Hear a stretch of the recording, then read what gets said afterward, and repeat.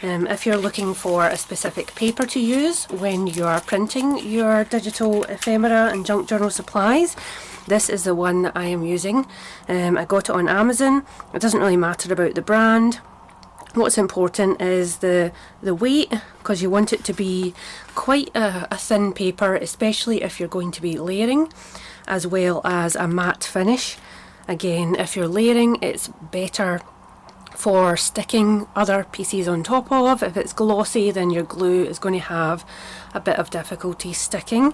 You want it to be a photo paper so that the images look really nice and sharp. You don't want to use your generic, very thin, normal sort of copier paper that only is good for documents.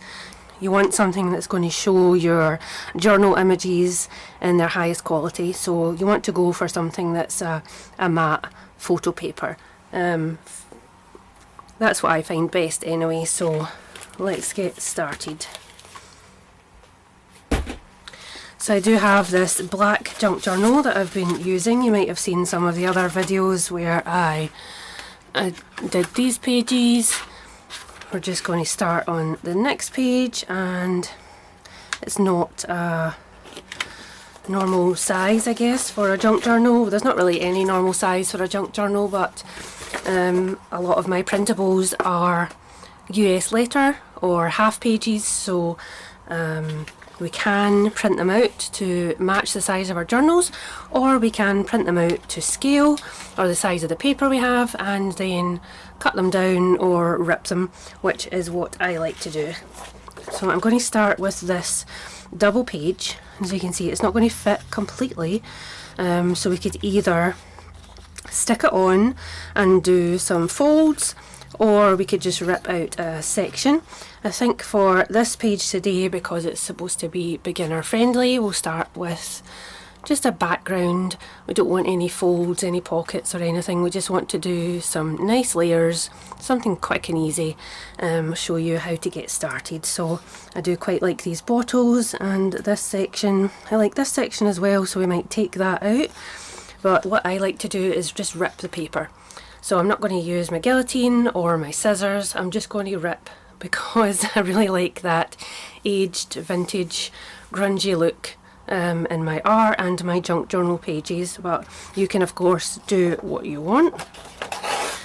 So I'm not going to think about it too much. I'm just going to do roughly a straight line on this side, and I'm going to do roughly a straight line here. So I'm going to just take a section of that, and I'm going to take another section over here and just merge them together, layer them somehow. So I don't like that there's a flat edge at the bottom, so I wanted to do that as well. Make sure it's ripped on all sides. So I'm just layering it out at the moment.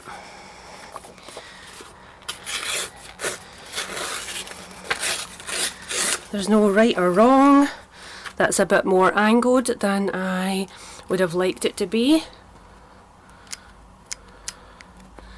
but that's what happens. We're not going for perfection, we're going for done. We're going for having fun. We're going for something that will make us happy. So there's nothing too interesting there. So if I stuck that there, stuck this one down here, we'd still have some areas in the back. So I think what I'm going to do, I'm going to use these pages to sort of fill in the background. They're a bit more suitable for background pages, so let's see. They're already sort of cut out on the edge there, what do you call it, like a distressed edge, but I don't want there to be sort of any flat white. So, I need to keep changing my lighting because the sun comes out and then it goes away. That's fun. Okay, I hope you can see that. Oh, I'm going to try and keep as much of that as possible. obvious benefit to cutting is you can have more of a straight line, but I would much prefer this distressed edge. So it's not so bad that way, but down the way. So let's see, we're going to start with this here. So I can't really go to the proper edge because of these things here. We're going to have that on top of there, that one's going to go there, and then I'll want something in this corner, so I'll take this one as well, rip it down the way.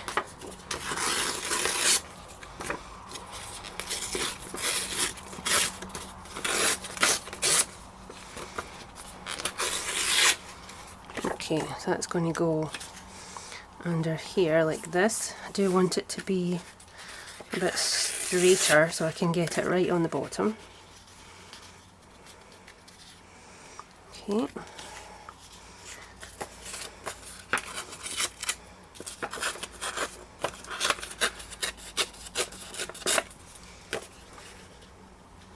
And there's no rhyme or reason to this, like I said. You just do what you think looks good, and more importantly what feels good. If you want to keep your scraps, you can use them again for another project, because I printed this myself, so I can print as many copies as I want.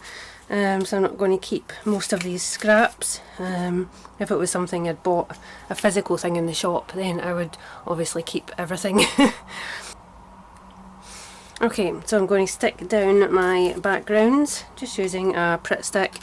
You can of course use anything, any type of glue you want. I say Pritt stick, it's just a glue stick. I got mine in Hobbycraft, but I think most glue sticks are the same. Just like to cover this as much as I can. Oops. And we'll stick this as close to the edge as we can get. So I want the background kind of covered for the most part. And that's going to be this way. So again, we're just gluing the back of our background sheet. There's no right or wrong way to this. It doesn't need to be perfect. It's not going to be displayed in a museum. No one's taken photos of it. It's for our own use, I guess. Our own enjoyment. That's what creating is about. Making yourself feel good from making something and having something at the end of it that you made with your own hands, which is really, really special. So now we're going to add these interest pieces on top. So bear with me because it is going somewhere. Sometimes you just have to trust the process. We will get there. I specifically didn't print a lot of different pages and tags and things because I don't want to overwhelm you. I want to show you that it can be simple. And it can be something that you can do in 10-15 minutes. I want to make it accessible for everyone. That's why digital products are so good, I think, because you're not having to go all the way to a special craft shop or a paper shop or order online even, but for a specific physical product that you can use once and that's it. And they do cost a fortune at times, especially those big name brands, or the ones that are popular. I do love my supplies, but for backgrounds, ephemera, tags, etc., it's all stuff that I'm printing. I do much prefer that. I have a lot of physical ephemera and pages and papers and things that I bought a long time ago, so I'm trying to use those up. But from the last year or so, I've been buying purely digital stuff. So we have our base page ready. So obviously yours will look much different to mine. Whether you're using the Botanical Apothecary pack or not, it will still look different because you'll have ripped different pages or cut different pages. You'll have changed the composition. It'll be different, and that's the thing that's so great about having all these resources, that you can have 10 people in a room with the same pages and they can make something completely different. That's the beauty of being creative. It's the beauty of trying new things and changing things up. So, got these two different sheets. What I'm going to do, start with the coloured page. I'm still going to rip them, okay? It's up to you. I hope this doesn't offend anyone, but it's my journal, so I can do what I like. I'm just going to rip this right along there, and want to get as close to the edge as possible, but it's not the end of the world if we don't manage to stay next to the edge, okay? Don't worry about it.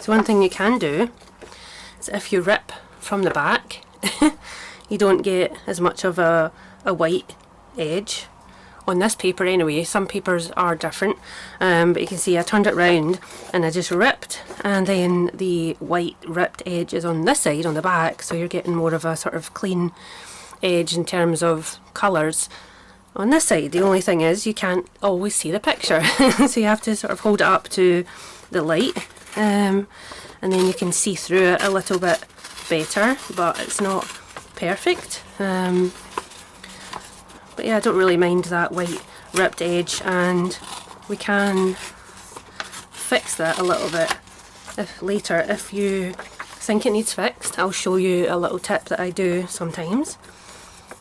So I really like this one in the middle, so I'm going to rip it from the front on this side, and then I'm going to hold it up to the light and rip it from the back on this side. I think I'm going too close to the edge and it's all, you're seeing the white paper, so I'll try that again, just a little tiny bit closer.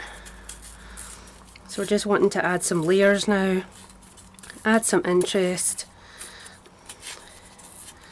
see what we can come up with. So that's my finished rip.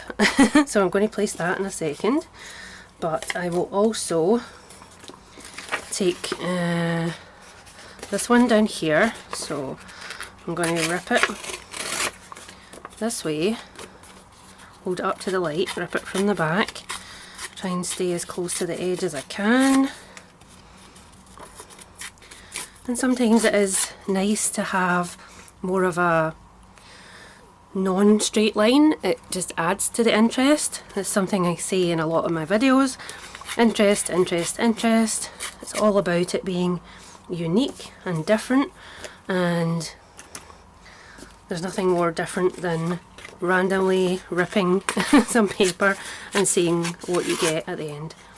So I do like this tag, so I'm going to try and rip this one out. Again, because I printed these, I have the file. If I make a mistake, I can print them again. Yes, it's using more paper, but this paper I think was £10, 10 GBP for 100 sheets. So it's not the most expensive paper in the world. So I don't mind too much. But you probably can get a cheaper version of the paper, or you can just be a bit more careful, I guess, than I am. I do like to go fast. I do like to just kind of wing it, see what happens, let things happen. I think that's all I'm going to take from the colour page. Get rid of these scraps as well. And then I'm just going to go ahead and probably rip out a couple of these black and white ones.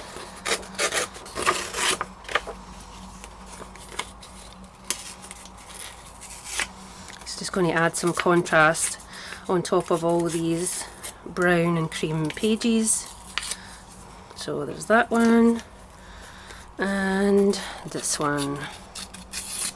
And then once we've got all the pieces, we can arrange them how we like. Okay, that's all my pieces, so let's take those off. That's where we are with the foundation. I'm going to start with this one, and we want it to layer, but we don't want to cover any of the areas that we really liked in the first placement. So I'm going to add that one up there, and this kind of book, bikes outside, this book placement, I really like how it sort of echoes this ripped edge here, so I'll probably put that there. There's another kind of excuse me, landscape orientation one. I don't want to cover anything too much, so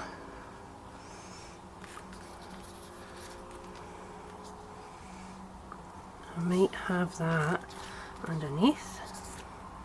You can play about with these, obviously, as much as you want. See what has more interest, what makes it pop. I do like these leaves.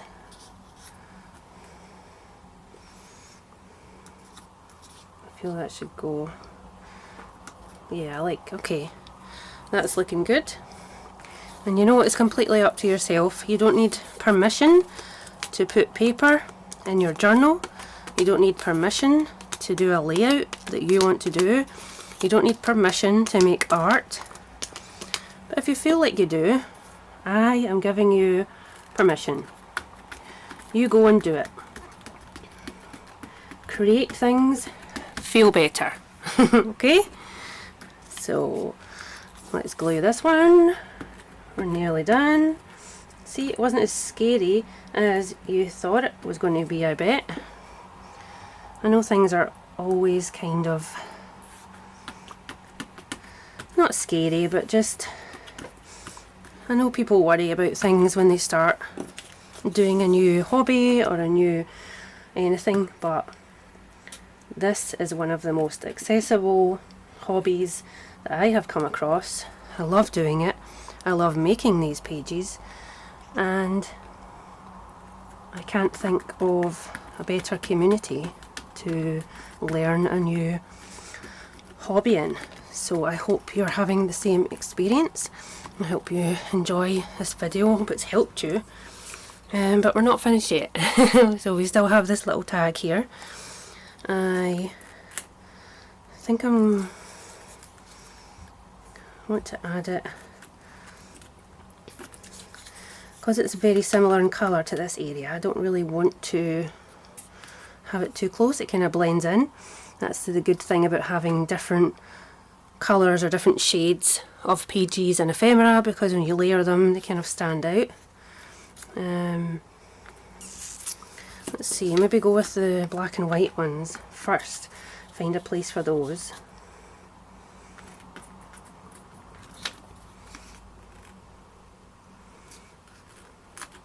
Yeah, like that. Okay, so add some glue to those.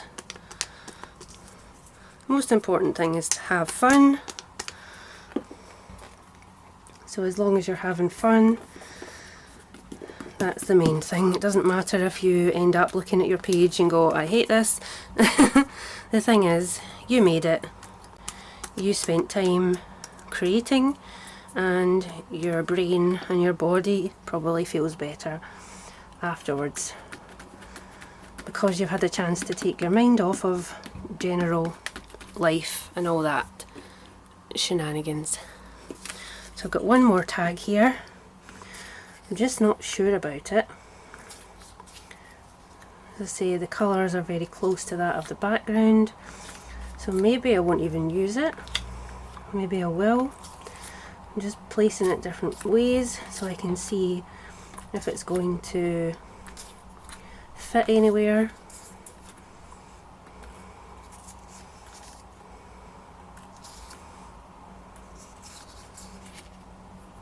I think I'm just going to chop a bit off the top.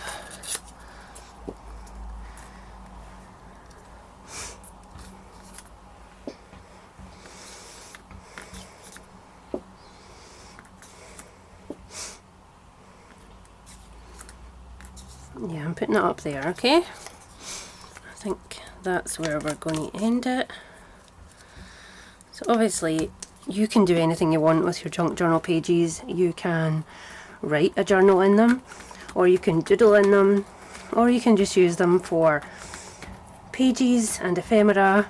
You can have them in different themes, or you can have it random. You can use junk and things you've found, or you can use bought supplies.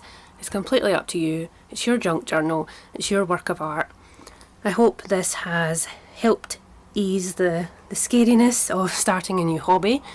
If you want to see more of these videos, please do let me know. I'd love to hear about your experiences and anything else you'd want to see on the channel. But thanks for watching. I'll see you in the next one. Bye for now.